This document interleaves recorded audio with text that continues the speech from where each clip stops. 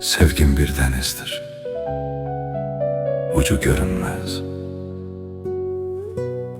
Sahili sükuttur, ləpəsi kədər.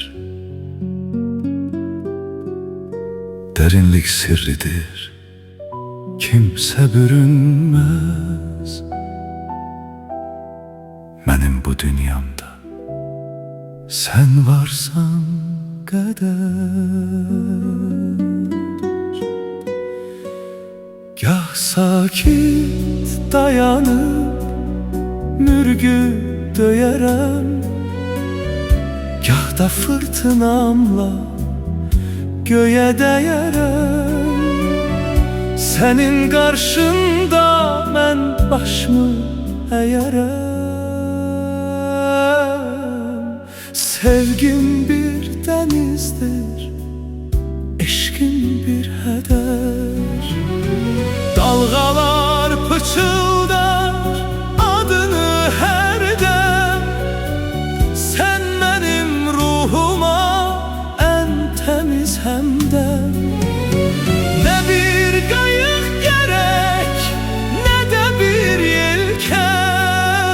Sevgim bir dənizdir, sonsuza qədər. Mavi sularında xəyallar üzər, hicranın əlindən incilər düzər. Həsrətin qəlbimi hər gecə üzər.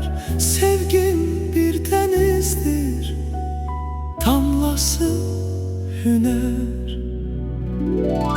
Güneş şölesini sudan alanda, ruhum tekliğini sende bulanda, hatire gemisi lenger salanda.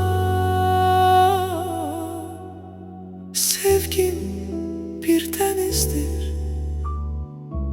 ömüre değer.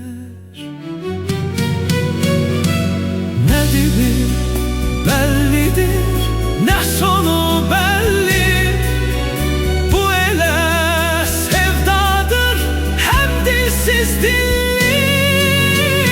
Sensiz bu sahiller yetimdir belli.